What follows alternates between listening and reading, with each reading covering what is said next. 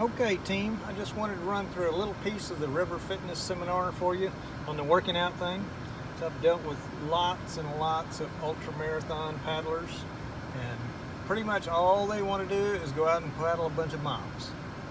And in the very beginning when you first start, that's okay, but after you're capable of finishing the 340 or the Safari and all that stuff, it's just really, it flattens out and you're just not helping yourself at all. You're just kind of,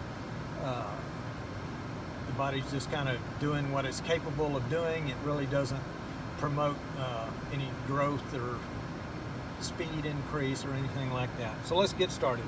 Hierarchy for the development of an athlete. So at the bottom, nutrition. So I'm not about to go into all that right now. Let me just say paleo zone. You see those guys, they go into CrossFit and 90 days later they're all ripped up. That's paleo zone. That's how it's done. Metabolic conditioning, that's those CrossFit type workouts, except it really needs to be tailored to you. You know, those group CrossFit workouts where everybody's supposed to lift the same weight and all that, that's a bunch of bull. It needs to be tailored to you. Gymnastics, you know, that's just body weight stuff, push-ups, sit-ups, you know, pull-ups, all that type of thing, squats. Then weightlifting and throwing. And weightlifting is, you know, it's picking some heavy shit up. You know, as far as getting a lightweight and putting in 1,000 jillion reps, that's not it. Weightlifting is picking some heavy shit up. You know, our weightlifting routine is 24 reps and then you go home. You're done. And at the top of the thing is our sport, paddling, or whatever your sport is. For us, it's paddling. All right, moving on. 10 general physical skills. You can see that. Wasn't going to go through every last thing of it. You can read it. They're all very important for paddling. Now, we'll start getting somewhere here.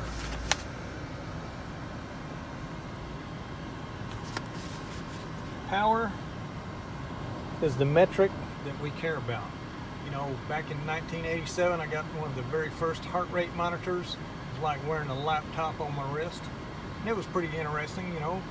And, you know, we're going to paddle at 150 beats a minute and all this stuff. But then it became pretty obvious, you know, pretty girl walks by, the heart rate goes up. You know, your rival shows up to paddle with you on a workout, your heart rate goes up. So it wasn't that accurate, really. You know, it was good when you're all by yourself and everything's cool. But the real metric is power. Force times distance divided by time. And for a boat, that's pretty much just your speed. You know, you're paddling 7 miles an hour, whatever.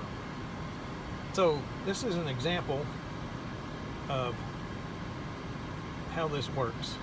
So this workout is doing thrusters and pull-ups. So thruster is a front squat into an overhead press.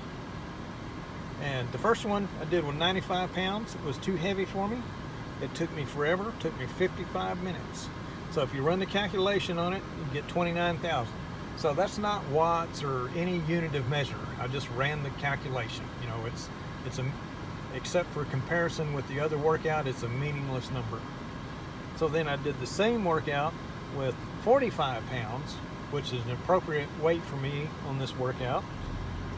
And I did it much faster, 8 minutes, and my power output is 137,000. Much better workout than with the heavy weight. You know, with the heavy one, I was, you know, doing one thruster and having to put it down and walk in 3 circles, and, you know, and with the light one, I was able to push on through and knock it out. It was actually a much better workout with the lighter weight, if that makes any sense. So these workouts have to be, you know, tailored really to you. All right, moving on. So I know we sent another thing about, dang it, doing 1,000-meter sprints. I know you guys were like, what the hell? What in the hell? We're paddling 300 miles, 1,000-meter sprints. What's wrong with you? Well, I'm going to show you what's wrong with me. So let's go ahead and look at this other page real quick. So your first 10 or 20 seconds, you use your phosphagen energy system. You can pretty much go absolutely wide open for 10 to 20 seconds. Like Michael Johnson, he has a great phosphagen system. He can run 200 meters in 19 seconds. Next kicks in your glycolytic system. And I actually drew this wrong.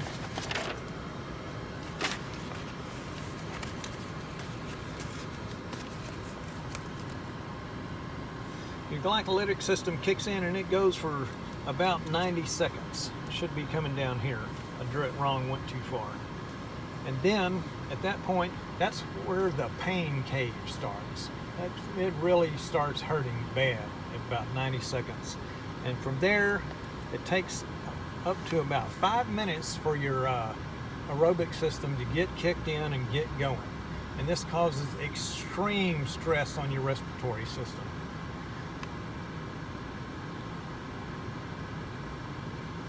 Pain cave, we love it. Okay, so you got all that. So let's go back and look at the other page. So, in regard for that, for about 5 minutes, you can exceed your aerobic capacity. You know, whatever your 7 mile an hour paddler right here, you can exceed that. You know, 8, 9, 7, 7.5, 7.2, 7.4 for about 5 minutes. Now, if you're out doing an 8 mile paddler or 5 mile paddle and you think I'm going to throw in some thousands, it's not going to work. You know, you got to be completely rested for this to happen. You know, if you're paddling along here, you think I'm going to do 1,000 meters, you just go up for just a short time and you're back down. And I know you have to separate your perceived exertion from your actual power output. Quite often, when your perceived exertion is off the charts, your power output is really low. That's quite true most of the time. So, if you're completely recovered, you can do this for about 5 minutes. And this is huge.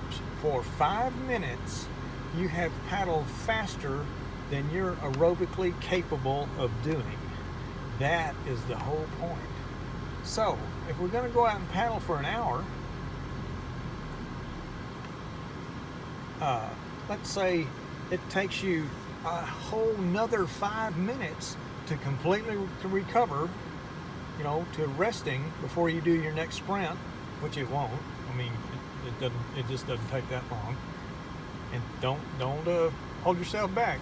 You know, if you're still breathing hard, do not do the next sprint. But you're going to be recovered well before 5. But let's just say 5. In an hour's time, you're going to get 30 minutes in paddling faster than you're aerobically capable of paddling.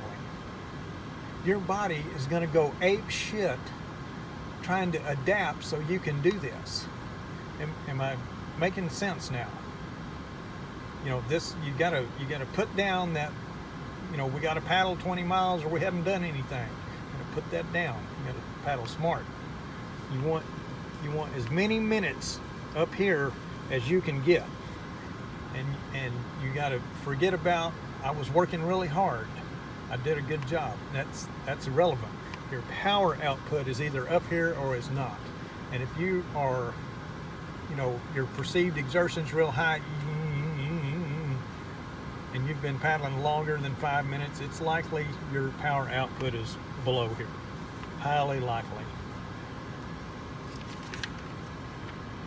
Anyway, that's what I wanted to go through with you. So,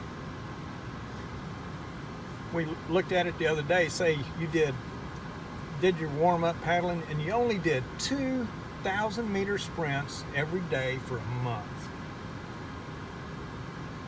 That is 300 minutes paddling faster than you're aerobically capable of paddling. Now you slow down and think about this for a minute. Your body is going to go nuts trying to adapt so you can do this. this is going to be huge. It's going to do more for you than paddling a zillion miles. So anyway, I don't want to drag this out too long. I think it's been about 10 minutes. So do your thousands. Be completely recovered and throw down. And when you hit that 90-second mark and you go into the pain cave, you know, we're fixing to try to set a world record. Go deep, go way deep into the pain cave and recover completely before you do the next one. Have a nice day.